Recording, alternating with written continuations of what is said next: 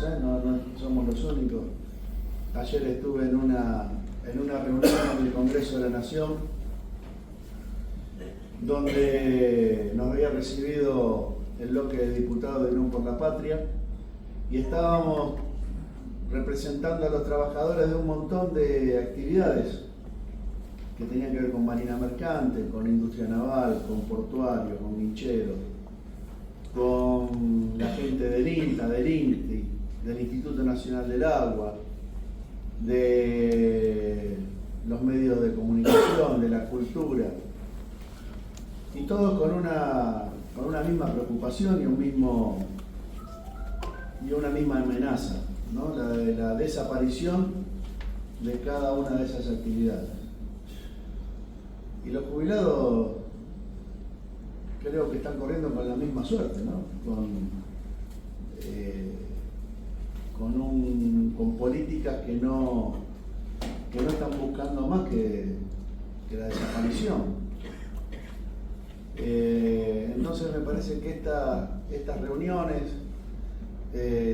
nos tienen que servir para fortalecer el vínculo entre nosotros, lo mismo que a bordo, que a los días de embarcarse o a los meses de estar embarcados en un buque, ya los compañeros que nos tocó en suerte pasan a ser los compañeros que elegimos para cuando volvemos de Franco y queremos seguir compartiendo esa carrera con ellos. Después nos toca separarnos por la carrera propia, porque uno va buscando otros destinos, pero lo importante también es mantener esa capacidad de diálogo y de acercamiento para poder, en estos casos de lucha, poder estar todos juntos nuevamente, como cuando en el barco se te vienen las cosas medio complicadas. Ahí no hay distinción entre el capitán, el maquinista o el marinero, estamos todos poniendo lo que tenemos que poner para salir adelante. Así que yo agradezco al doctor Semino, agradezco a la señora Rosendo, coordinadora de secretaria adjunta de la Mesa Coordinadora Nacional de Organizaciones de Jubilados y Pensionados de la República Argentina. Agradezco a ambos dos por el tiempo que nos van a dispensar en esta charla. Y bueno, eso, compañeros, aprovechémoslo y mantengámonos unidos, que hoy más que nunca lo necesitamos. Así que bueno, gracias Hugo, como presidente del Centro de Patrones, presidente del Centro Jubilado de Patrones, a Hugo, a la comisión directiva y a todos los jubilados y no jubilados que hoy están acá presentes del Centro de Patrones, también les quiero agradecer, y a los que no son jubilados y estamos, los invito a que convoquemos a otros compañeros activos a que vengan a acompañar esta pelea. Si hay algo que podemos estar seguros es que si Dios quiere y la vida lo permite, todos vamos a llegar a ser jubilados.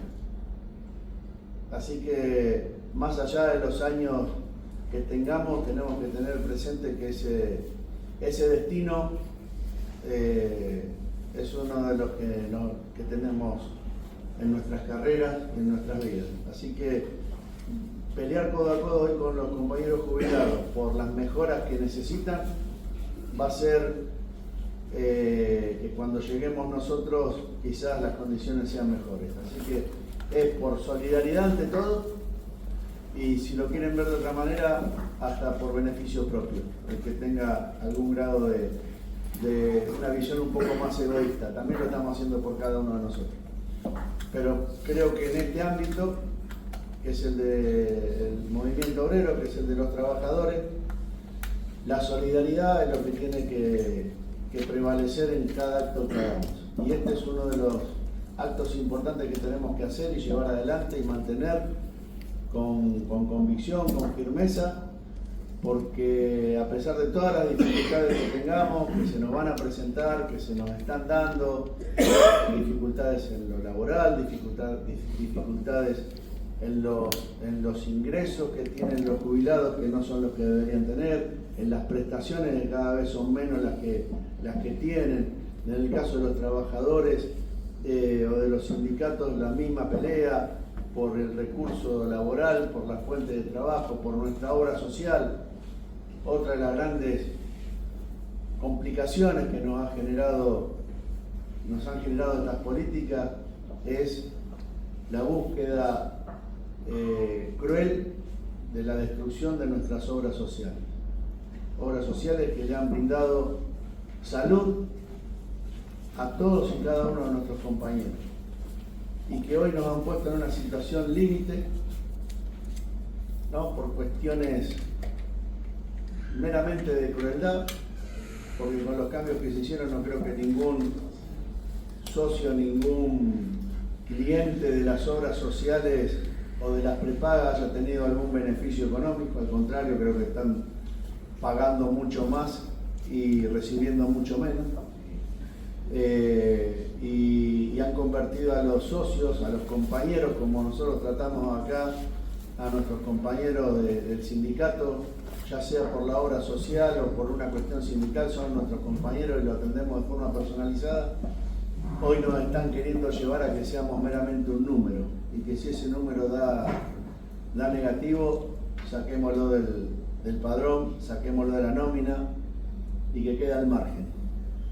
Así que bueno, vuelvo a agradecer a todos los presentes y ahora sí, sin más, los dejo en manos de los que saben y los que nos van a dar seguramente mucho más conocimiento para poder enfrentar todo lo que nos toca por delante. Muchas gracias, compañeros.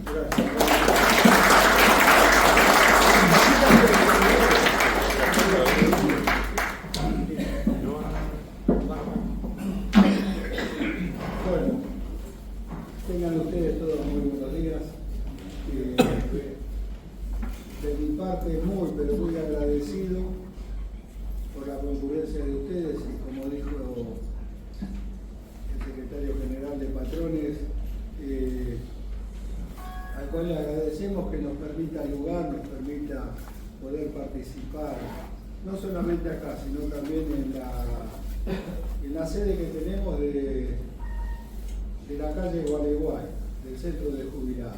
El lugar no es mío, es de ustedes. Así que bueno, el centro de Patrones, sí. No solamente el agradecimiento, sino el pedirle que todos ustedes también puedan invitar uno más. Esta lucha es de todos y para todos.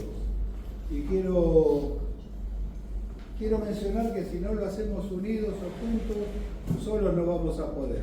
Desde hace 4 meses y medio atrás, hemos formado una unidad nacional de jubilados marítimos, fluviales, portuarios, pesqueros y afines.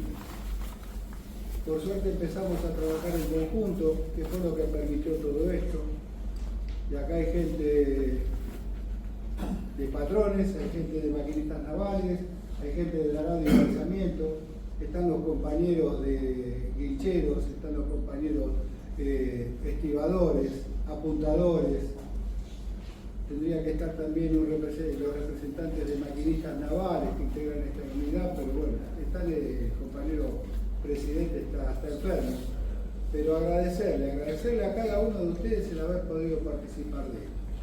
La deferencia que tuvo el doctor Eugenio Semino, a Marta, invitada que vino, le debemos una abogada previsionalista que iba a venir, pero bueno, está de viaje. Nos pidió disculpas, pero una próxima reunión puede ser que la hagamos con los abogados previsionalistas para también ver cómo están los temas de los juicios. Desde ya, muchas gracias. Ahora los dejo con el doctor Semino con Marta, que va a iniciar con todo esto. Gracias.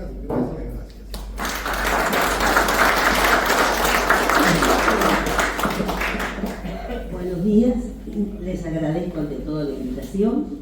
Yo soy jubilada docente y yo recuerdo que mi militancia cuando comenzó en el gremio docente, en el 73, Una de las cosas era la recuperación del artículo 72, por el cual teníamos el 82% móvil y la jubilación a los 25 años de servicio sin límite de edad, ¿no? Y cuento esto porque tenemos una jubilación que no está tan mal, pero empezamos los activos también a pelear por la jubilación, ni bien comenzábamos a trabajar. Bueno, ¿y qué está pasando ahora? En el año 93, cuando se crea la ANSES y se transfieren las cajas a la ANSES, patronales nunca fueron recuperados. Y es más, con la ley de reparación histórica de Macri del 2016, se les da un subsidio a las empresas por el cual, hasta si se tomaban nuevos empleados, hasta un límite de 10 durante un año, no se pagaban los aportes patronales y ahora se siguen. Párense, están trabajando para destruir el sistema previsional y yo lo que creo es que a nosotros nos tomó desprevenidos y nos sigue tomando desprevenidos estas medidas. En el 93 también aparecen las AFJP. Las AFJP eran empresas y muchos, inclusive los bancos aquí, vieron la posibilidad de llenarse de plata a costillas nuestras, porque esto fue lo que pasó. Yo recuerdo, yo era directora en mi escuela y primero decían que para seguir en reparto había que decirlo expresamente, si no automáticamente pasaban a las AFJP. Bueno, eso no pasó. Nosotros tratamos de pedir que optaran por reparto todos los nuevos docentes que entraban, pero con el tiempo uno descubre que hay mucha gente que prefiere lo privado antes que lo público y que apostó a esas AFJP que no les dieron un solo peso de más. Bien. Esta ley también crea la ANSES. Y yo me quería detener en esto. El ANSES tiene un contralor, un consejo que tiene que estar integrado también por representantes de jubilados. Es decir, que el Consejo de Previsión Social, que el presidente es en ese momento el ministro de Trabajo, ahora el Trabajo ustedes saben que pasó a ser una secretaría. Bueno, tiene 3 representantes de los trabajadores, 3 representantes de los empleadores y 3 jubilados. Yo integro también, representando a la mesa de jubilados, el órgano consultivo de ANSES. ANSES tiene 2 órganos con representación de jubilados, el ejecutivo y el consultivo. ¿Qué pasó con estas instancias? Que serían, digamos, de ahí tienen que salir los delegados para integrar este Consejo de Previsión Social. La última vez que tuvimos una reunión fue en marzo del 2019. Con la pandemia, las reuniones se hicieron por Zoom, pero bastante light. Y cuando entra Milei, el grupo de WhatsApp que teníamos, además de no haber ninguna reunión más, ni siquiera, por ejemplo, de los representantes de la ciudad de Buenos Aires, que podría haber, no la hay, se terminaron las reuniones. ¿Qué pasaba con estas reuniones del órgano consultivo? Estas reuniones del órgano consultivo se hacían 2 o 3 veces por año. ANSES pagaba los costos del viaje.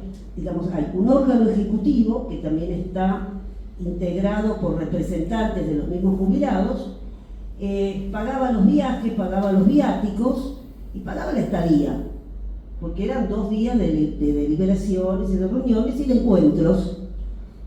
Esto se terminó.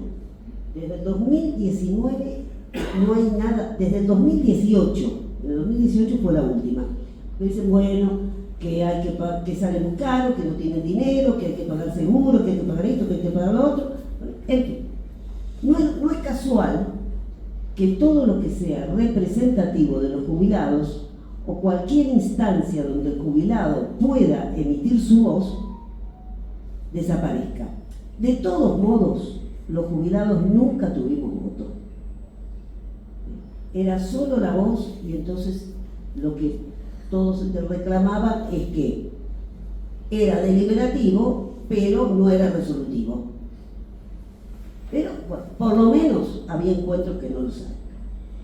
¿Qué pasó con este dinero de la CFJP? Bueno, como es sabido por todos, se creó el Fondo de Garantía de Sustentabilidad. Este Fondo de Garantía de Sustentabilidad también tiene que tener 2 integrantes del órgano consultivo. ¿Qué los tiene?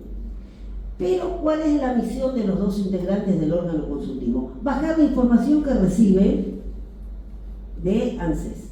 Absolutamente nada más que eso. O sea que se queda en una instancia de meros transmisores.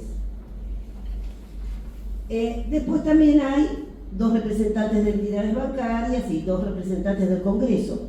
Y también a este Fondo de Garantía de Sustentabilidad hay una comisión bicameral que tiene que controlar y tiene que definir dónde se hacen las inversiones, que está formada por 6 diputados y 6 senadores.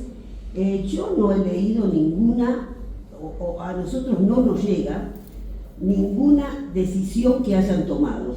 Tal vez habría que pedirla a través del acceso a la información pública, si han quedado actas de las reuniones. A ver, ¿qué es lo que piensa? Porque es un dinero importante y es nuestro. Bien, nos llegó, digamos, el informe de febrero del 2025 del órgano consultivo, ¿no? de dónde están los fondos del Fondo de Garantía de Sustentabilidad. En pesos no se ha perdido demasiado, y en dólares tampoco. Pensemos que el dólar está barato, porque lo que tiene prácticamente son pesos. Nuestros fondos están totalmente licuados. Hay, a febrero del 2025, 63.900 millones de dólares. Les digo, por ejemplo, que no está tan mal. Yo tenía, en el 2015 había 65.000 millones de dólares. Macri lo bajó a 34.000 millones de dólares, y ahora tenemos, después en el 2020 subió a ser 46.000 millones, bueno, más o menos se mantiene. Lo problemático de esto es que en disponibilidades, va a decir, dinero, solo hay 465 millones, menos del 10%, un 7,5% de ese dinero sirve. ¿Para qué se crea este Fondo de Garantía de Sustentabilidad? La idea es que era un fondo anticíclico, que tendría que tener fondos disponibles para pagar ante una contingencia las jubilaciones durante un año. Pero, como es un fondo bursátil, es un fondo que cotiza en la bolsa. En la bolsa acá, la bolsa mundial. Digamos, tendría que estar bien utilizado. Bueno, el otro problema que tenemos es que solo el 21% de esta suma está en dólares, un 0,3 en euros, y el 78,7%, casi el 80%, está en pesos. O sea que este 80% va a fluctuar. Si sube el dólar, baja lo que tenemos en el Fondo de Garantía de Sustentabilidad en dólares. Bien, queda también este fondo, digamos, el Fondo Monetario Internacional decía que cuando sube Milei tiene que lo respalde un fondo que no es de Milei, porque es de nuestro. Bien, otra cosa que tenemos, que a mí me llamó la atención, es que, por ejemplo, en créditos, que se acuerdan que estaban los créditos Argenta para jubilados, etcétera, etcétera. Bueno, solo el 1% de este monto se emplea para créditos. Acordémonos que el subió Milei, terminaron los préstamos. Y en acciones hay un 15%, pero ¿quiénes tienen la mayoría de las acciones? El Grupo Galicia, el Banco Macro, Gas del Sur, Pampa Energía, Tecnin y Telecom. Esas son las acciones que tenemos. Este fondo, desde la mesa, nosotros siempre pedíamos que no se tocara, porque sabíamos que si se tocaba, el fondo disminuía. Y fíjense lo que pasó durante el gobierno de Macri. ¿Ustedes se acuerdan de esa ley de reparación histórica? Que estábamos de acuerdo y otros no, y no se entendía bien. Esa fue una ley ómnibus, que no solo fue una estafa a los jubilados, porque les aumentaron la jubilación muy poco para no hacer juicios, porque era por la alta tasa de litigiosidad. Entonces se dijo, bueno, se les repara automáticamente, la verdad que no fue así, realmente, y menos no les dieron prácticamente ningún tipo de indemnización. Bien, para pagar eso, se permitió usar los intereses del fondo, pero después también usar el fondo. Y así fue como, por ejemplo, Caputo, que lo tenemos ahora, votado por... Bueno, votado. Entonces, vendió acciones de Telecom a los amigos a precio vil y a las 3 semanas estaban el triple las acciones de Telecom. O sea que perdió el fondo. Bueno, yo lo que les quería decir, para no, que ya más o menos tengo que terminar, es que tenemos que defender el Fondo de Garantía de Sustentabilidad, tenemos que defender que los jubilados sigamos estando en instancias participativas, porque no puede ser que las leyes salen y después son dejadas de lado. Y, compañeros, tenemos que estar en la calle.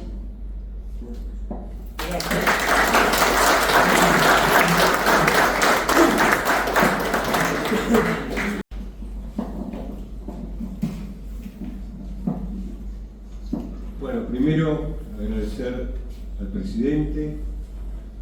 Ya estuvimos juntos en una reunión similar y vamos a estar en otra que las astronómicas, que va a ser más interesante, que es al secretario general. Y el secretario general dice: algunos me conocen. Y en realidad nosotros lo conocemos desde que estábamos en primer inferior. Fíjense que el manual del alumno bonaerense. Nosotros en el libro UPA. Y me quedé pensando en Mariano Moreno.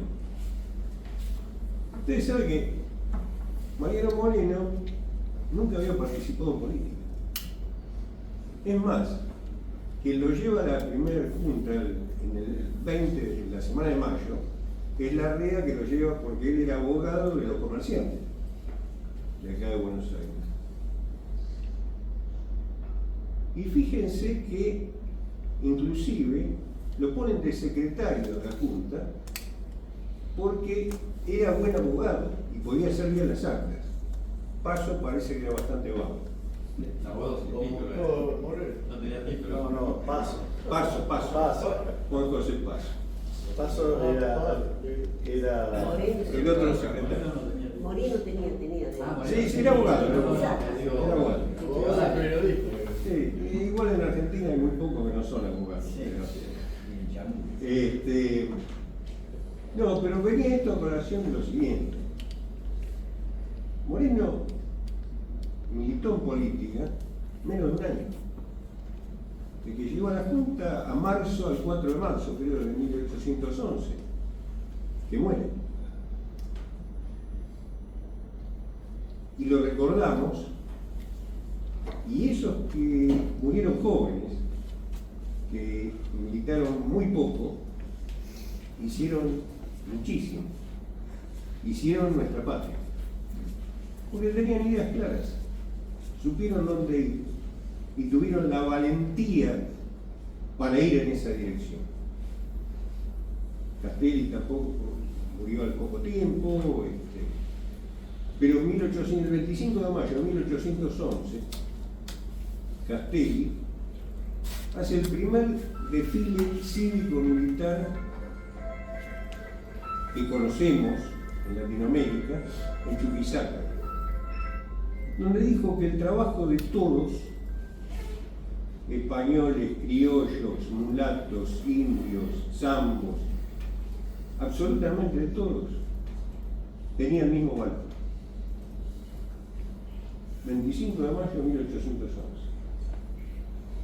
Entonces, digo, tener ideas claras y saber hacia dónde se va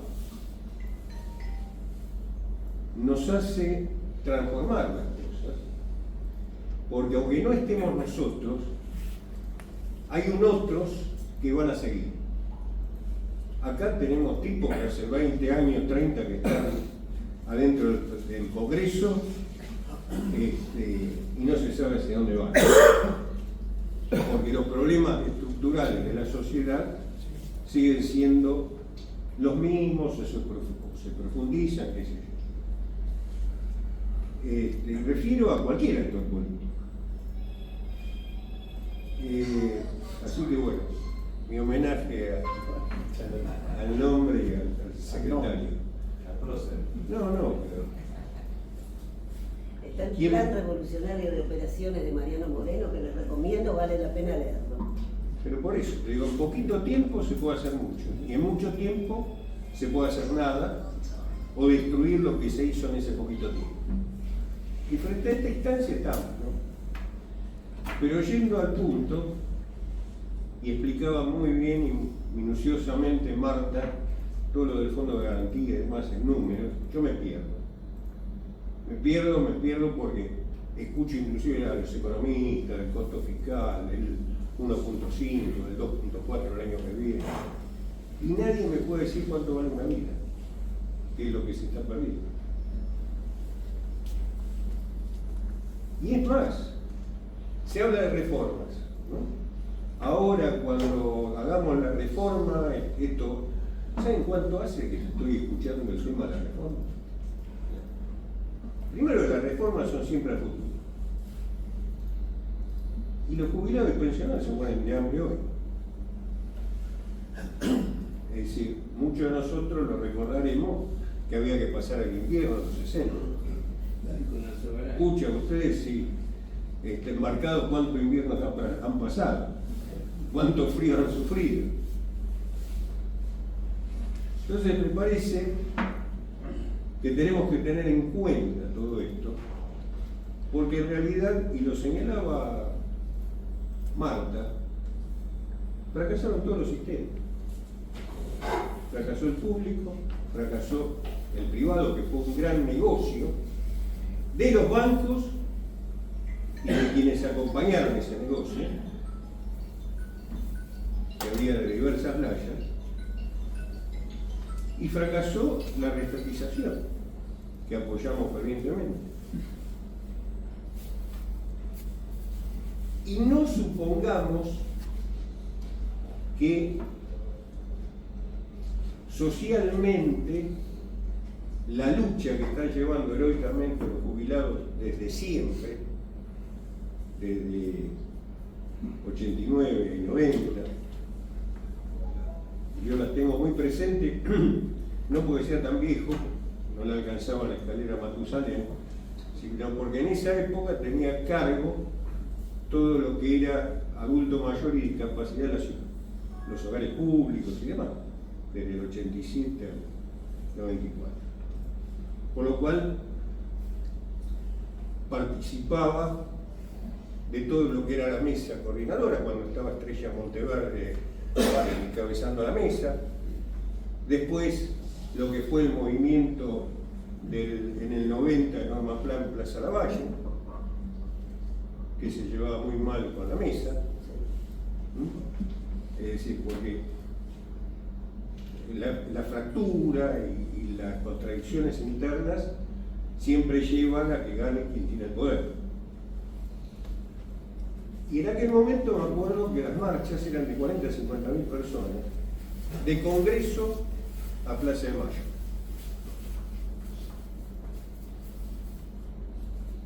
Iba todo el mundo. Y en el 93 fue mucha más gente contra la privatización. Y es más, se había demorado la privatización casi 2 años, porque inclusive estaba el bloque de los 8, en aquel momento que estaba en contra, la CTA, ATE, que se juntaron 1 millón de firmas. 2 compañeros del peronista, alguien que fallecieron los 2 hace poco, hace un par de años. Oraldo Brito en el Senado había roto su bloque, él era dirigente ferroviario, y si bien estaba en el bloque oficialista, no estaba de acuerdo con las privatizaciones.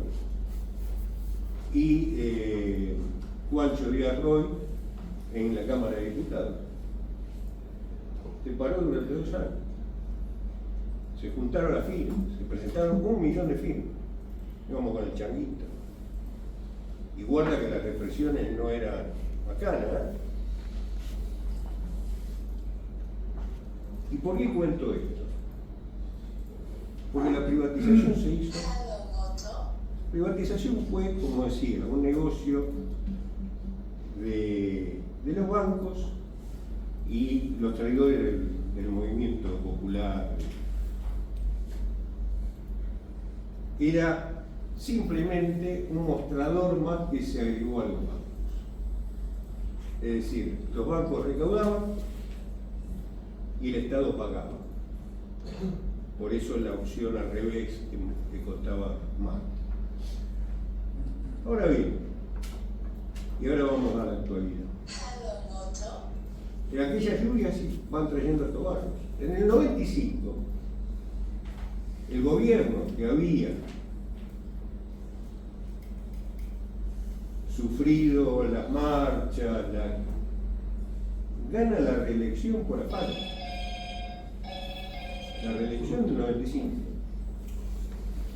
Cuando nosotros quienes íbamos a las marchas, que desarrollábamos y demás, suponíamos que iba a cambiar el humor social para que se pague un costo político. No ocurrió. No ocurrió. Por eso creo que hay que ver no solo cómo luchar, sino tener la inteligencia de tratar de explicar qué pasa para que vaya a nivel social generando raíces. Y al respecto, y ahora sí ya estamos en la actualidad,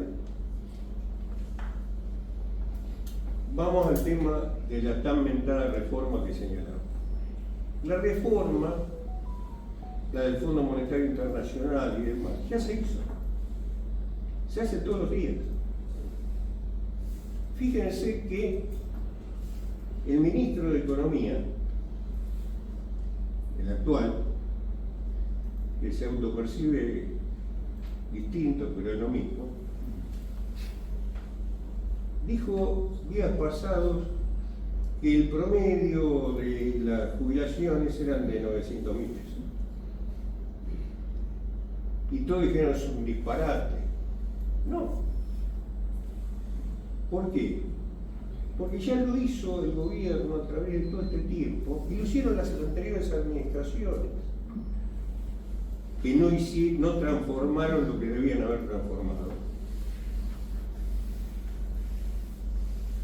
Lo que fue ocurriendo y lo que dijo explícitamente, por eso echaron a De los Heros al director de ANSES, porque lo dijo muy claramente, fue tan claro como el entrerriano que dijo la barbaridad esta el otro día, que más se muriera, mejor iba a estar lo que quedaba.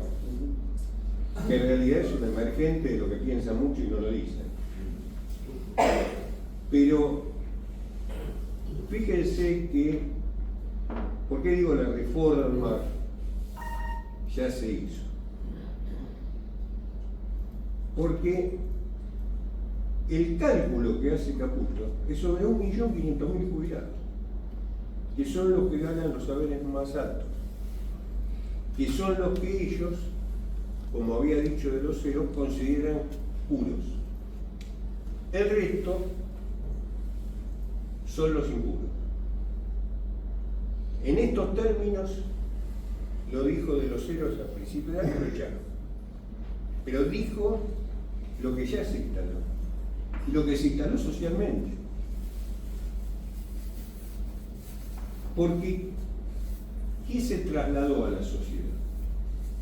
Que los 6 millones de beneficiarios que ganan la mínima o menos de la mínima o están por ahí, en realidad no son jubilados sino son subsidiarios.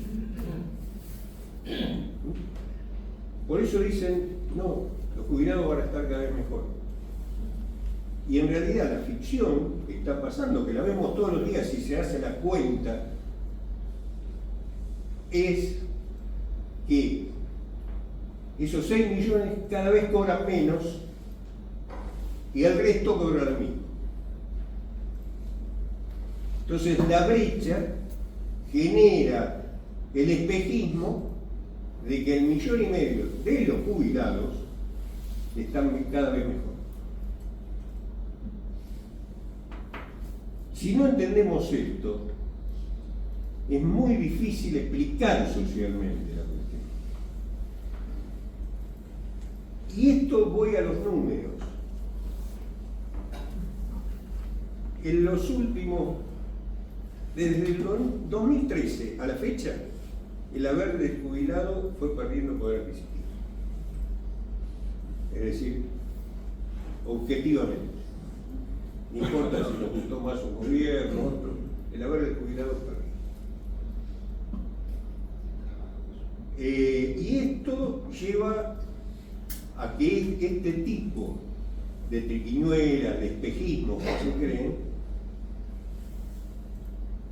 van prendiendo socialmente y no se le dé la suficiente envergadura del drama que se vive en la mirada social y mucho menos en la mirada del sistema político, que se acuerda del jubilado parmódicamente. Y ahora vamos a lo de la ley y eso, para no irnos de tiempo. Y veamos la pérdida, las más conocidas, desde fines del 17 a hoy. Y veamos esto en términos de lo que está aprobado, inclusive judicialmente. En el 17, diciembre del 17, el cambio de fórmula, que va de la fórmula anterior a la fórmula Macri de ese momento, se perdieron 6 puntos. Todos los jubilados, no lo digo yo, lo digo en cientos de fallos que hoy están en la Corte y que fueron a favor, considerados como tal por todas las cámaras federales. El caso original fue el caso Fernández Pastor.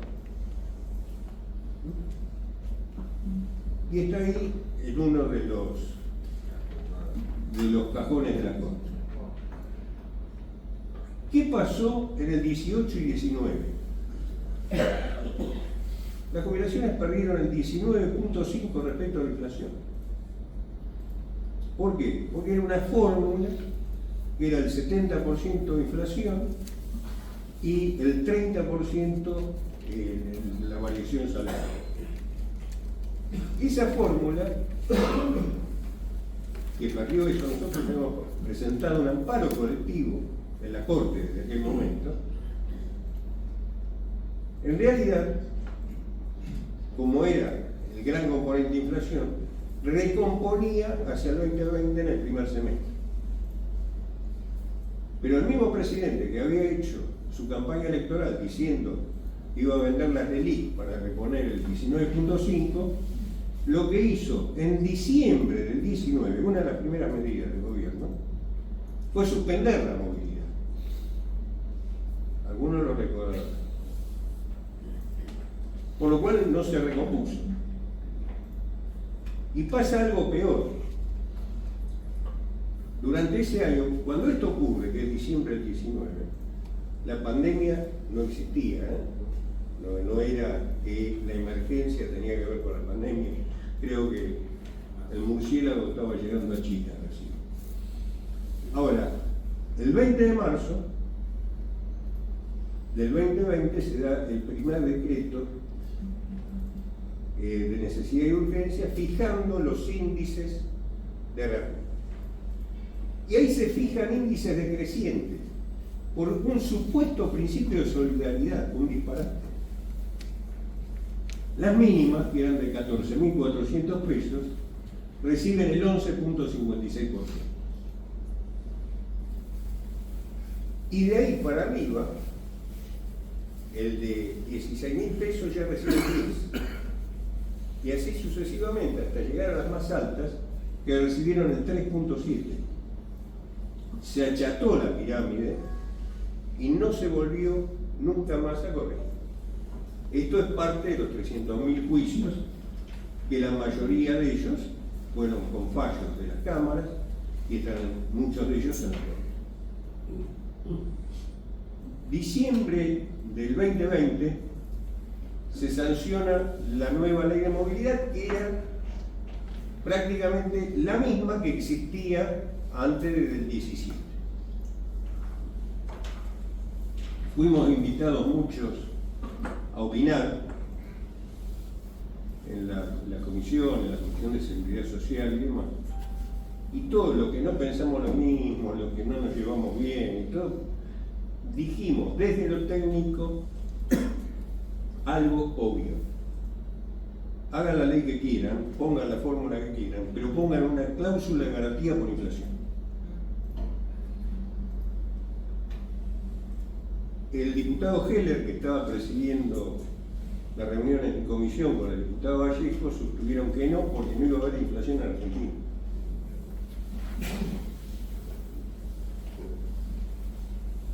Bueno, 2021, las jubilaciones le ganan por un punto a la inflación. ¿Qué empieza a pasar del 2022 para acá? Empieza a crecer la inflación y empiezan a perder los jubilados. Para que no se note, se sanciona una medida de hecho que en Argentina se llama bono, que nadie puede entender en el mundo, porque es un pago discrecional que hace el príncipe, si quiere, o de cuanto quiere, a 6 millones de argentinos. A 6 millones de argentinos. Entonces, ahí empieza a emparejarse la situación, tratando de que no se desfasara tanto respecto a la inflación, sobre todo los de las jubilaciones más bajas. Los impuros. Exactamente. Sería. Pero van perdiendo los públicos. Claro. Es decir, se sigue achatando lo que ya se había achatado, etcétera, etcétera. Entonces, ¿qué pasa? 2023, año de elección. Entonces, el bono sube antes de cada elección y baja el mes siguiente. Resultado del 2023. Jubilados con bono reajustan el 140%. Jubilados sin bono el 110. 30 puntos, acordémonos de esto. Pero la inflación fue del 211%. Y medicamentos fue el 300%. Entonces, es lo que estamos viendo ahora en todos estos fallos que conocemos de las cámaras todos los días, Cámara Federal de Mendoza, de Salta, de Tucumán, de Bahía Blanca, es decir, que establecen que en ese periodo, enero del 2021, marzo del 2024, los jubilados perdieron el 50.8%. No lo digo yo, lo dicen todos los jubilados. De miles y miles de jubilados, está en el mismo cajoncito de la Corte. ¿Qué hace la actual administración? Tenía medio camino hecho. Tenía todas las herramientas para hacer este desastre que estamos viendo a la luz del día.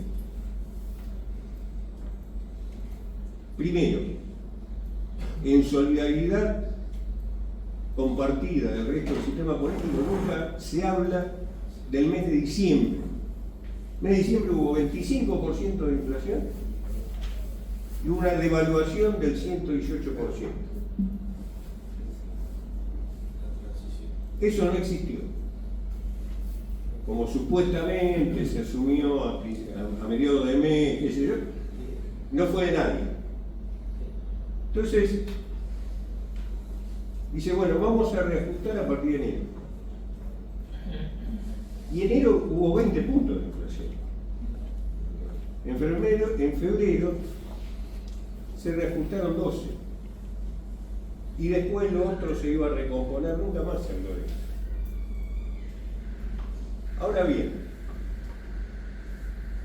¿qué hizo el actual ministro que se autopercibe distinto? Usó la herramienta del bono. Sí, podía hacer lo que quería.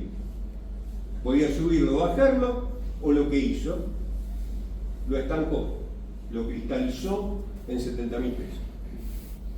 Entonces miren por qué digo que la reforma está hecha. Y miren por qué la separación de los puros y los impuros. Por algo que pasa todos los días, todos los meses, a la luz del día. No se hace de noche, no se hace con artilugio, nada. Se hace a la luz del día. Cumpliendo lo que este muchacho que gobierna dijo que iba a hacer. Iba a mantener superávit fiscal. Y obviamente se está haciendo y se está pagando no solo con la calidad de vida de los jubilados, sino con la vida de los jubilados. Porque dice, bueno, ahora vamos no solo a congelar el bono para que un día desaparezca y para que esa brecha entre puros e impuros sea cada vez más grande y que crean los puros que están ganando más, porque los impuros ganan menos. No solo vamos a hacer eso, sino que vamos a ahorrar la parte del león que se constituye en superávit fiscal de la seguridad social.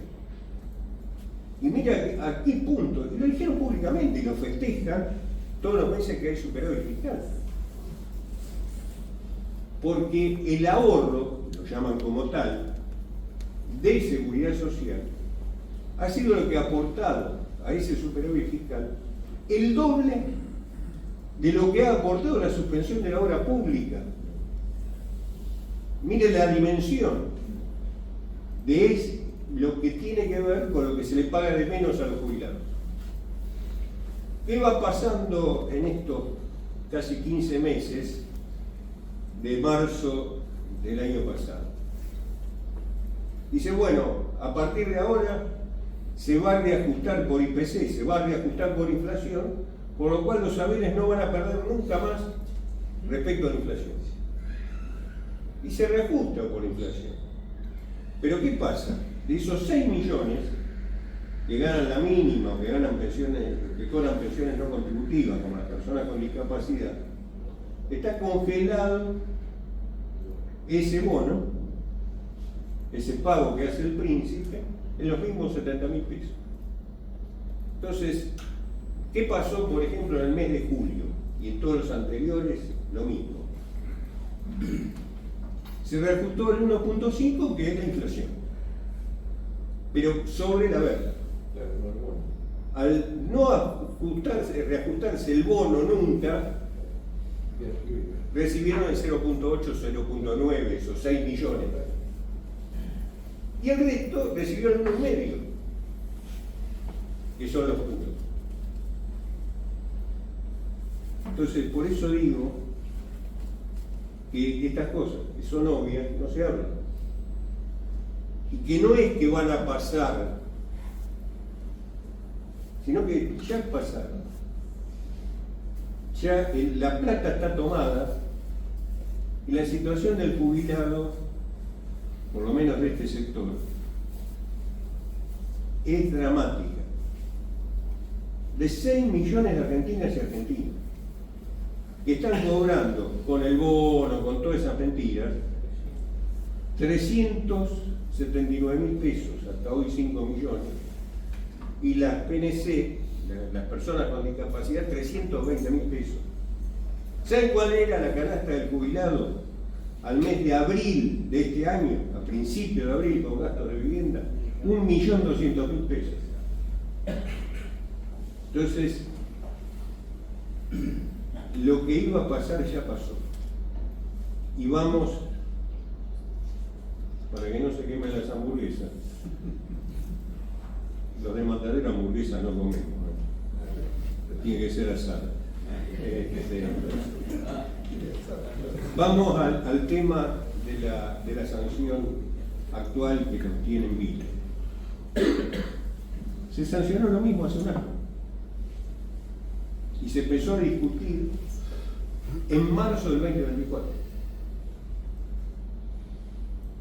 Fíjense, desde marzo del 2024 al día de hoy lo que perdieron los jubilados por este sistema que acabo de relatar. Entonces, ¿qué pasó en aquel momento? Todos lo recuerdan. Se sancionó exactamente lo mismo, salvo moratoria, porque la moratoria estaba vigente. El presidente dijo que iba a vetar y vetó. Y algunos que habían acompañado el proyecto sancionado, después acompañaron el veto. Y están todavía en la legislatura, siguen cobrando, estarán en las listas que vienen, más. Vaya a saber uno de los nombres y demás. Ahora, de ese momento al nuevo tratamiento volvió a pasar un año, donde se siguió degradando y perdiendo la calidad de vida y se siguen perdiendo vidas. Entonces, fíjense lo particular. Dice, bueno, sancionamos el 7.2%, 21.000 pesos por el amigo, con más la actualización del bono, 40.000 pesos más, 61.000 pesos. Claro, la brecha con la cobertura de la canasta sigue siendo la misma, o va siendo creciente, porque los servicios crecen mucho más que las otras cosas de la vida cotidiana, porque los medicamentos, que decían el 23 aumentaron al 300%, en el 24 sobre una inflación del 118 aumentaron el 200%, y en lo que va de este año están el doble que la inflación. Claro que la industria del medicamento nadie la toca, nadie habla de la industria del medicamento, porque financia la campaña política en Argentina desde hace muchísimos años, y a través del contrato de pago. Y todos saben que es así, y como les ponen la plata a todos los que pueden ganar, que son los que votan estas cosas, de eso no hablan. Entonces, ahí estamos en un problema, que se sumó el tema de la moratoria, que de hecho, cuando cae la moratoria, de hecho lo que ocurrió es que se aumentó la edad jubilatoria para la mujer, de facto, sin ninguna disposición, por algo muy simple. Por estadísticas de ANSES, las mujeres llegan a tener completados los 30 años de aporte, el 40%, el 50% de ellas, recién a los 64 años. Por lo cual, de hecho, ¿qué dijeron? No, ahora se van a tener una prestación universal de adulto mayor que no es un beneficio jubilatorio, que es el 80% de la mínima y que muere con el beneficiario mismo, no se trata. Ahora bien, nosotros vinimos durante 2 años, desde que se votó la moratoria, diciendo, muchachos, hagan algo a los que la votaron. ¿Por qué? Porque la norma tenía el plazo de caducidad fijado. Es decir, todos los que votaron en el 2023 sabían que vencía el 23 de marzo del 2025. Se hizo nada. Ahora se sorprende. Ahora se sorprende, no se hizo nada. ¿Y sabe qué se convalidó con esto? Que la discriminación de la mujer dentro del campo laboral a través de años es un fenómeno que no ocurre. Porque en realidad no es que las mujeres trabajaron menos, al contrario, trabajaron tal vez el doble, pero fueron fuertemente discriminadas porque lo tienen que hacer y lo tuvieron que hacer en trabajos no registrados, trabajos en negro, trabajos oprobiosos.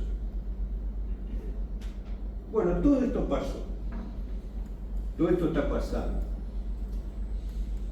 Y concluyo. Suponer que esto es un problema de nosotros los viejos es otra gran falacia. Es otra gran falacia. Porque la sociedad termina convalidando lo que dijo el entrerriano. Se muere en esto y lo que queda van a estar en esto.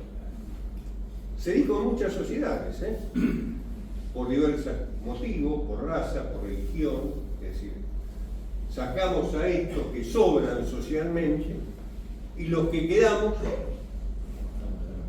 van a estar mejor, vamos a estar mejor. Los que vienen atrás nos aportó. Claro, pero por eso digo que esto tiene dos puntas críticas y que hay que verlas y hay que decirlas. No es el problema solo de los viejos que ya sabemos se mueren y que están condenados por este esquema, sino los que están condenados son los jóvenes. Y explico por qué. Salieron hace 2 semanas las estadísticas sobre empleo del 2024. Algo rutinario que pasa todos los años. Y hay un dato que muchos no leyeron, a veces los legisladores no tienen la escritura, pero dice que el 53% de los empleos del año 24 se cubrieron con jubilados. Y fíjense qué proceso interesante. Y lo veo todos los días en la oficina. La gente está por cumplir los 65 años, primero vienen a ver cómo evitar jubilarse a esa edad, porque saben que van a ganar la mitad, en el mejor de los casos. Pero a su vez, empiezan a buscar laburo, porque saben que ganando la mitad o menos, o yendo a la mínima, si fueron autónomos, o si no le aportaron a las empresas en algunos años, tienen que buscar algo para comer, para completar lo que tenían en su vida activa. Ahí tenemos ese 53%. ¿Y qué tienen que aceptar? ¿Qué empleo tienen que aceptar? El que les den, porque es por el muerto. Y ya terminamos. Y esto es muy, muy importante. ¿Y qué hacen?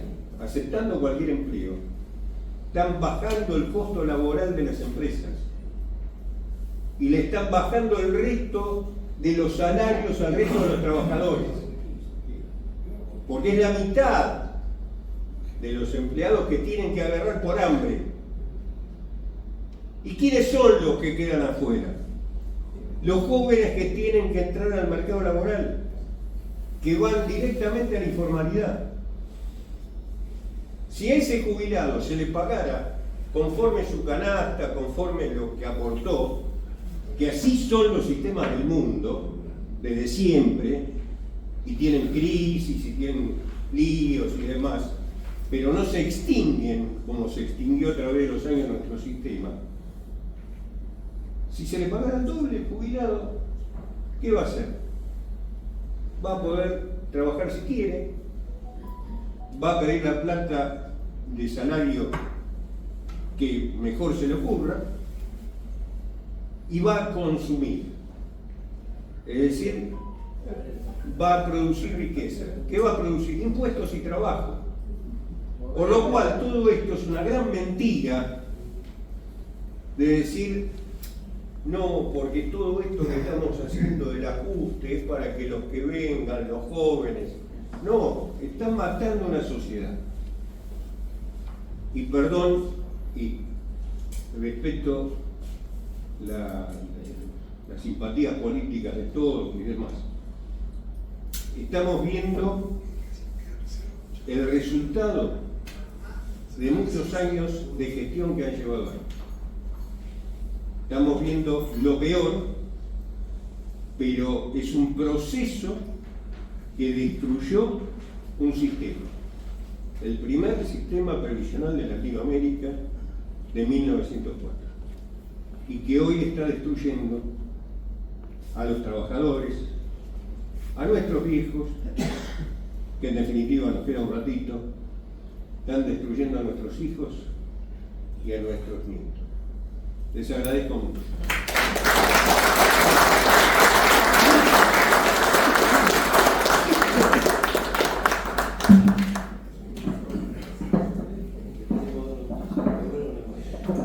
Bueno,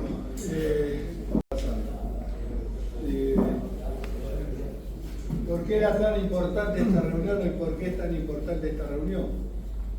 Porque nos permite ver esto, o seguir viendo esto. Allí, como decía Eugenio, yo tal vez estoy dentro de los puros. 46 años de navegación, 43 años de aporte. Pero yo en estos 2 últimos años me tuve que empezar a achicar. Claro. Por más puros que seamos, nos Yo ya no salgo 2 veces por semana, yo ya ahorro algunos pasajes con los viáticos, yo no voy casi de vacaciones 2 veces por año porque me voy una sola. Tal vez estoy viviendo esto. Tal vez tenga que ver como dentro de la actividad nuestra hay compañeros que tienen jubilaciones mínimas, a pesar de los años de navegación, pero porque estuvieron en otra categoría. ¿Por qué se va perdiendo todo esto? Y nosotros en este momento más que nada. A nosotros nos sacaron un decreto 340 que vuelve a deshacer, como fue en el 92, la desregulación de la marina mercante. Con un agravante. Un agravante. Hoy en día no tenemos barcos. Al no tener barcos no tenemos fuentes de trabajo. Si no tenemos fuentes de trabajo no hay recaudación. Y nosotros dentro del centro de patrones tenemos una prestación médica prepaga a un bajo costo, que es la que pagamos con el tema con lo que cobramos con el aporte de jubilados. Pero si no hay recaudación, nosotros perdemos la obra social. Ese es el tema que nosotros tenemos que empezar a hacer concientizar. Nosotros vemos, desgraciadamente, compañeros, vemos que en la marcha somos muy poca gente. No estamos en las marchas. Y nosotros somos solidarios con casi todas las marchas que hay. La última que hicimos fue por el Garrahan. Me acuerdo cuando fuimos por la educación pública, me acuerdo cuando fuimos por los universitarios. Vuelvo a repetir, a nosotros no nos acompañan después, ¿eh?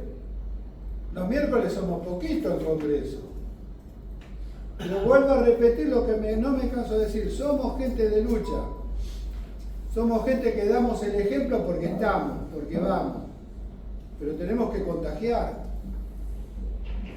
Tenemos que llamar a que fue nuestro amigo, nuestro compañero Rigo Marco. Che, vení que esto también a vos te importa. Vení que esa brecha se está achicando. Vení, como dijeron tanto Marta como Eugenio. Nosotros tenemos que salir a buscar todo esto. Estamos con 1 millón de firmas. Hay propuestas para hacer. Como se decía, 2 años tardaron en que se modifiquen cosas. Nosotros tenemos que ir por eso, no para que sea 2 años, para que sean 20. ¿Cómo se pierde vida? Mi padre fue marino mercante. A los 60 años, y de esto estoy hablando de hace 30 años atrás, mínimo, mi viejo decía, están esperando que nos moramos todos, los jubilados.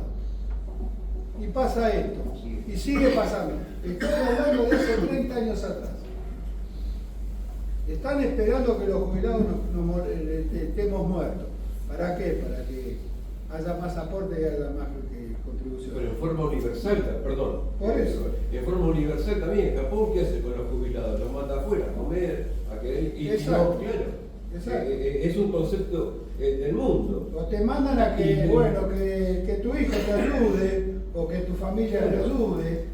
Pero bueno, ya terminando esto, porque me gustaría que sí, por así 15 minutos más, que si quiere mal tanto Yo mal. quería agregar una cosita Sí. nada más. Pero todo esto se trató en el 2008 en la Cámara de Diputados y en el Senado de la Nación, donde fue mi compañero Luis Bazar y yo, orador número 10, yo fui al 11. Presentamos diciéndole que la Marina Mercante se estaba cayendo y que la juventud no iba a poder jubilarse. Le dijimos a todos los diputados y los senadores también. Bueno, Eso lo dijimos en 2008. Ahí está el doctor Similvo, lo conozco hace años, arriba de los camioncitos, luchando. pero Eugenio. Hay otra cosa. Ahí se le tocó por el tema de la Marina Mercante. ¿Qué iba a pasar que los 120 días? ¿Cómo iban a llegar los compañeros nuestros los 120 meses? ¿Con qué? Si nosotros nos jubilábamos a los 52 años. Bueno, pero Y Eugenio lo dijo. esa que- lucha lo conseguimos ahí. ¿Pero qué? Estaba Sergio Massa, era el cadete de Néstor Kirchner, y me dice, Sergio me dice, no, vamos a tocar el tema de usted, que es fundamental. Se fue a la Casa de Gobierno, cuando vino, entró en la Cámara de Diputados y me dice, Daniel, no pude conseguir nada. Y se quedó así como está. La Marina Mercante destrozada. Perdón, te interrumpo. Creo que Eugenio lo dijo. Votaron Pero algo, a 34 los 15 años, 20 días sí. lo cambiaron el voto. Marta va a hacer una aclaración y después, si les parece bien, alguno que quiera hacer alguna preguntita que la quiera contestar. Gracias. No, yo quería informar algo que acá no se tocó. Antes, inclusive impulsado por la Mesa Coordinadora de Jubilados, existía lo que se llamaba el subsidio de contención familiar, que era para el pago de los gastos de sepelio. Hay una ley que, lo que pasa es que acá salen las leyes pero jamás se reglamentan. Entonces, hay una ley que dice que el subsidio de contención familiar tiene que ser igual a 5 jubilaciones mínimas, que más o menos alcanza para pagar. ¿Saben en cuánto está ahora? 15.000 pesos. 15.000 pesos desde el 2020. O sea que hasta en eso le han sacado a los jubilados o nos han sacado beneficios y derechos. Esto lo quería acotar porque me había olvidado y me parece que es importante, porque es algo que no se sabe, que existe una ley y que las leyes nunca se cumplen. Y lo mismo que topetean los saberes máximos. Que el haber máximo no puede ser más de 6 jubilaciones mínimas. Sí, 1.900.000, y los que ganan más de ese 1.900.000 ahora tienen que pagar el 15% de lo que excede en concepto, no, aparte de ganancias, en concepto de la Ley de Solidaridad Previsional, es el artículo 9.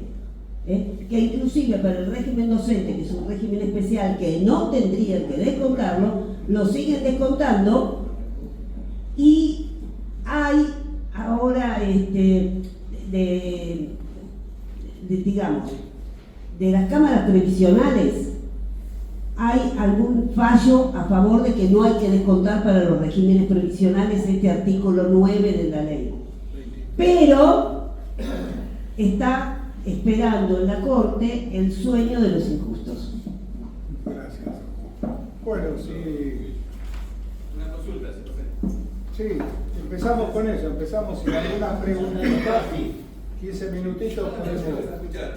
Yo pregunto por el tema del juicio con el tema del reajuste y el tema de la ajuste salarial también, ¿no? ¿Cuánto van a empezar a pagar como lo que tiene sentencia firme? Mira, te cuento.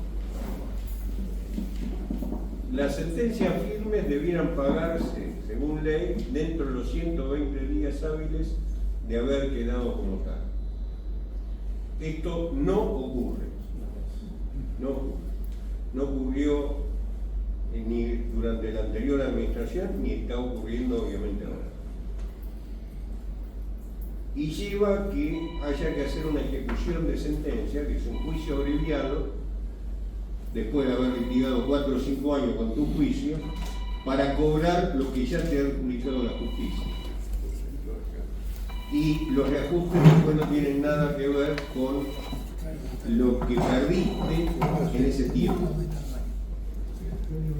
Ahora, de hecho, no hay nadie que le ponga el cascabel al gato. Es una violación a las normas del Estado de Derecho. Cuento algo, una infidencia nimia. Fines del año pasado hubo un congreso sobre cuidado, nada que ver, previsión y demás, que me tocó abrirlo con el presidente de la Corte, con el doctor Rosado, a quien no conocía. Bueno, después de hacer la apertura, nos invitaron a tomar un café y me dice el presidente de la Corte, dice, doctor, dice, qué gusto conocerlo, porque tengo mi tía que me dice, cada vez que lo veo en televisión diciendo de los jubilados, dice, ¿cuándo me arreglás la jubilación a mí? Le dice a él. Tenía un juicio también. Y me contó lo siguiente. Tenían en aquel momento para fallar 40.000 juicios. Hoy tienen más de 60.000. Más allá de que no tienen estructura administrativa, esto es cierto, me dice, si sacáramos los 40.000 de aquel momento, van al limbo de a quienes no le pagan. Van a ese limbo donde vos tenés sentencia firme, pero marches preso. Entonces, estamos viendo, cuando se habla de leyes y de decretos, que son lo que regulan la vida de una sociedad, que directamente no lo cumplen aquellos que debieran exigir que se cumplan. Entonces estamos complicados, pero esto pasó en un proceso que se fue dando en Latinoamérica desde los 90 para acá. Cada vez tenemos más delitos. Pero tenemos cada vez menos posibilidad de ejercerlos.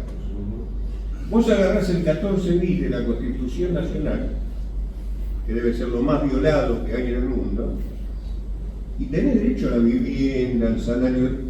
Ahora, el derecho a la vivienda es si tenés la plata para alquilar o para comprar, o para pagarte una pensión. Si no, dormís en la calle.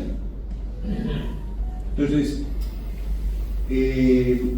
tenemos que ver cómo lo fáctico, en muchas partes del mundo, pero sobre todo en Latinoamérica, le fue ganando a la razonabilidad del Estado de Derecho.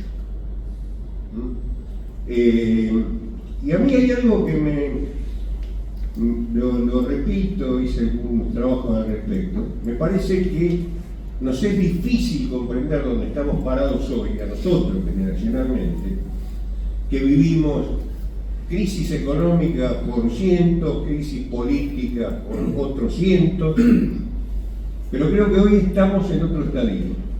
Estamos viviendo una crisis cultural. Yo lo explico de una forma muy simbólica, que es la siguiente. Yo, y seguramente muchos de ustedes, soy parte de una generación que fuimos hijos de inmigrantes. En mi caso, inmigrantes tanos, casi analfabetos, que vinieron a laburar, que laburaron, que nos transmitieron la cultura del trabajo,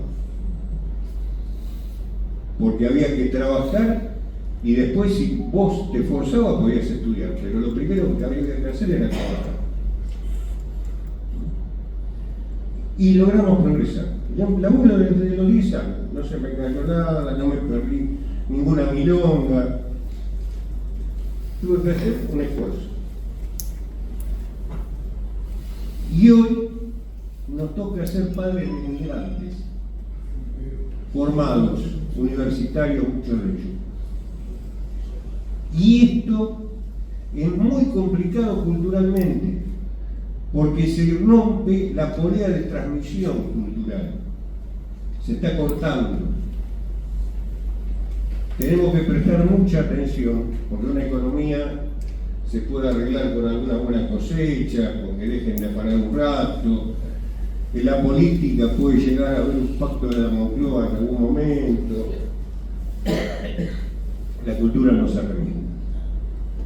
Así que bueno, creo que es un poco las cosas que tenemos que prestar atención.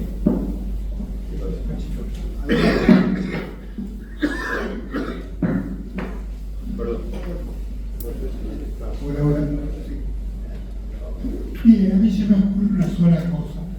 Hablamos de violaciones a la marina mercante, a reventar en nuestros bolsillos, y lo designaron ahora un virrey, el virrey Lamela, viene a hacerse cargo de las provincias que realmente están en desacuerdo con seguirlo a Milei. Esto hay que empezar a hablarlo, porque que nosotros desaparezcamos no es nada nuevo, va a pasar esto, pero lo que está en peligro es la patria. Y yo lo que quisiera saber, ¿qué es lo que hacen nuestros dirigentes, como supuestamente los de la Confederación Federal del Trabajo? ¿A dónde están? Que no les llama la atención, o no quieren la patria, o no quieren la celeste y blanca. Nos están entregando como perros, y nadie omite un reclamo por esto. Nosotros nos juntamos porque tenemos esa condición moral de juntarnos, pero los jóvenes que estaban entrando a la derecha fe, ustedes se dieron cuenta, esos son los que nos van a gobernar mañana. Entonces, estamos yendo ya directamente hacia el infierno, estamos en picada en un abismo que no tiene retroceso. Despertar, yo creo que realmente lo que tenemos que hacer es ejercicio de la memoria y despertar. Gracias por escuchar.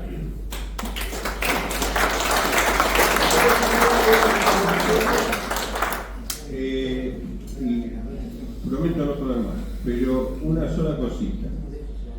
Frente al tema de la ley que sale, que no sale, etcétera, etcétera, nosotros lo que venimos reclamando a todas las administraciones, que a todos aquellos que están en la mínima, que hoy no pueden comer, que no tienen dónde vivir, no pueden alimentarse, no pueden comprar medicamentos, nosotros nos juntamos medicamentos para dárselo a la gente a la que podamos.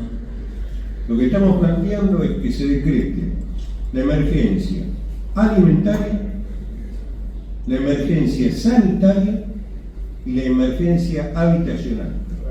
Y que se utilice, como dicen y coinciden que no hay plata dentro de la seguridad social, que se utilicen recursos del presupuesto nacional, de los presupuestos provinciales y de los presupuestos municipales, porque esa gente que no tiene red familiar ni red social es la que se nos está muriendo. Entonces, ¿por qué reclamamos la emergencia formalmente? Y seguimos luchando y estando de acuerdo con que se sancione la ley. Es más, nosotros cuestionamos el anterior veto con el doctor Andrés Gil Domínguez por inconstitucional en juicios que siguen avanzando y nadie se entera. Pero en el durante tenemos que evitar que la gente se muera. El ejemplo que doy es la catástrofe de Bahía Blanca. En un momento dado vino la inundación, esa persona que la sufrió perdió todo lo material, todo lo que tenía en su casa, pierde su historia y queda arriba de un techo con la poca ropa que tenía. Cuando llega la lancha de rescate, ¿qué le tiene que dar? Agua, comida, bajarlo, darle frazada. no puede venir, como hoy se plantea con el tema de la reforma, esa lancha de decir, aguante mijo que estamos haciendo un plan de vivienda para 3 años que le va a tocar una casa maravillosa. Es decir, hoy hay que sacar a aquellos que están bajo la línea de flotación y para eso hay que usar la plata de los estados, insisto, nacional, provincial y municipal. Que se dejen de hacer plazas, que dejen de hacer veredas, que ya me tienen podrido, que todos sabemos que es por los retornos, todo lo que queramos. 2 años sin presupuesto. Bueno, pero por eso creo que hay que exigir que haya acción social. Es decir, es una catástrofe. Bueno, nada, quería concluir con eso.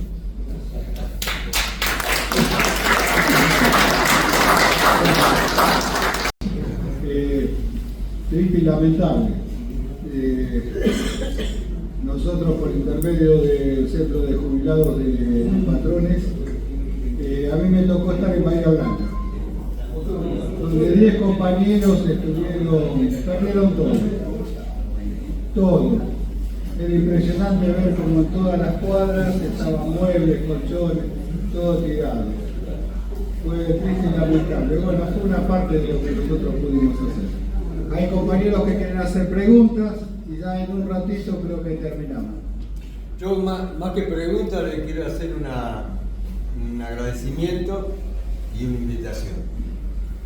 El agradecimiento a los compañeros de Patrones de Pesca por toda la gran amabilidad que tuvieron para permitirnos estar en esta charla y todo lo que están haciendo para que nos juntemos todos los jubilados marítimos portuarios y empecemos a resistir o a cambiar o a por lo menos atravesar mejor esta tormenta, como dirían capaz ustedes.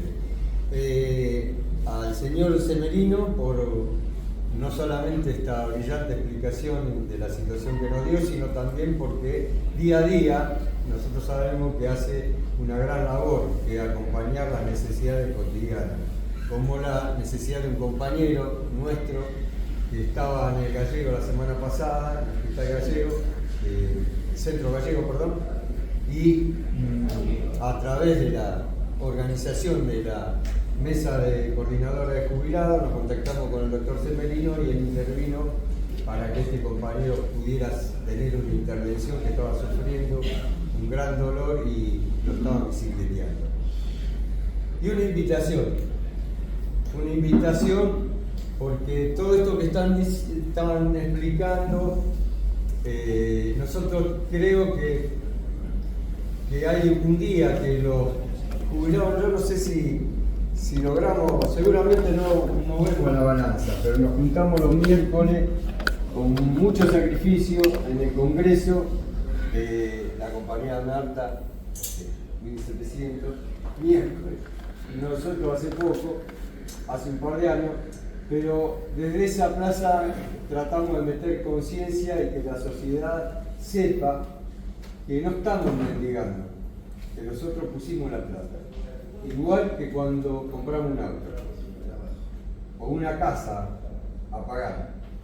Cuando terminamos de pagar la casa, queremos la casa. Cuando terminamos de pagar el auto, queremos el auto. Nosotros todos terminamos de pagar ese auto, podríamos decir que se llama jubilación. Y es lógico que nos la den, como corresponde, y no en cuentagota y no una limosna. Entonces acá nos quieren hacer pasar gato por liebre, nos quieren hacer pasar que hay un montón de vagos, de viejos vagos, porque siempre estuvieron más viejos, y que entonces esos viejos son, como decía el doctor Semerino, una carga. En realidad son una carga porque es la plata que se están afanando y quieren afanarse más. Cuando más nosotros nos muramos, más se quieren afanar. Entonces, la solución de esto, evidentemente lo escuchaba ahí al compañero con tanta bronca desde el 2008 y le podríamos hablar de muchos años atrás, como Norma Plata y todo lo demás. Pero siempre, igual que en el barco, igual que en el puerto, igual que en el muelle, igual que en la fábrica, igual que en la escuela, cuando necesitamos mejorar el salario, salimos a movernos y a reclamar. Y esa es la única que conocimos junto con el trabajo nosotros, y a esa tenemos que volver.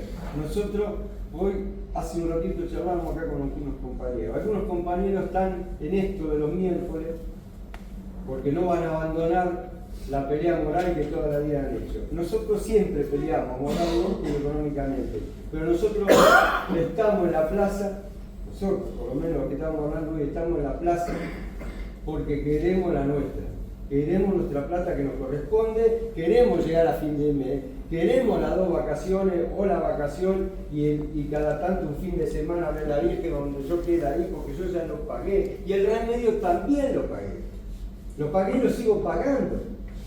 Entonces no dejemos que se lleven la plata nuestra, porque si de ladrones hablamos y estamos preocupados porque uno nos roba el auto, esto nos roban la vida todos los días. No dejemos que nos roben más, compañeros. Vayamos juntándonos de a poquito, el que puede ir a la plaza va a la plaza, el que no va a una reunión, el que no le habla a un amigo y el que no habla en el almacén. Pero acá tenemos que convencer a toda la sociedad que esto no puede seguir así. Y si los diputados y los senadores no quieren entender, y bueno, se tendrán que ir. Pues son empleados nuestros, no nosotros empleados de ellos. Nosotros somos los que pagamos los 9 millones de pesos, que es un cachetazo al jubilado que cobra 300.000 pesos. Nosotros le pagamos el sueldo al presidente. Nosotros somos los que pagamos, hacemos grande una empresa. La empresa sin nosotros no es nada. Basta del verso. Con la diferencia, compañeros, que ningún presidente, ningún diputado, ningún senador se va a jubilar con la mínima. Claro, eso lo ténganlo por seguro.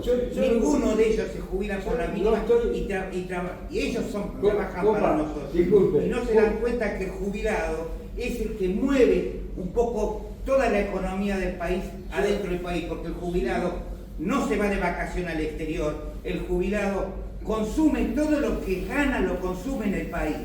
Entonces, tengan en cuenta eso. Invito a que sigamos charlando esto, así van a comer la hamburguesa, y que sigamos juntándonos y de lo que puedan, acompáñenos a la plaza, acá me dice, así se pelea, así se logran las cosas. Me dice el presidente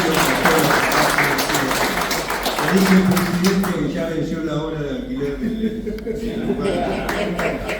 Que si les parece bien, 2 agradecimientos. Acá me hace llegar un libro Jorge Martín Ríos. Está siendo devastado por este gobierno de Macri. Es terrible. Pero, de todos modos, siempre podemos resistir en algún huequito. Esto no lo tenemos que olvidar. Como tampoco tenemos que olvidar, ya que fuimos todos a la marcha por la educación pública, que la Universidad de Buenos Aires es la única que ranquea entre las 100 mejores a nivel internacional. Esto también tiene que ser un honor para nosotros. Tenemos que decirle a nuestros nietos, anda a la UBA. En la UBA te reconocen internacionalmente. Porque tenemos un montón de posibilidades de universidades privadas, algunas buenas, no digo que no, pero ninguna de excelencia. Tenemos también universidades nacionales como la de Córdoba, como la de La Plata, que son buenísimas. Y, como dijo Semino, yo creo que es más que una crisis cultural. Esta es una crisis estructural del sistema capitalista. Los sistemas económicos han ido cambiando. Tuvimos primero la horda primitiva, después tuvimos el esclavismo, después tuvimos el medioevo con el feudalismo, y a partir más o menos del siglo XIV empieza el capitalismo, que realmente se desarrolla más que nada a partir del siglo XVII, finales del siglo XVII. Bueno, este sistema también se está terminando, es porque tenemos crisis a nivel mundial. Esto no quiere decir que nos quedemos quietos esperando a ver cuándo la crisis termina, sino que cómo empujamos para que esto se termine. Nada, muchas gracias. Bueno, ya en el cierre.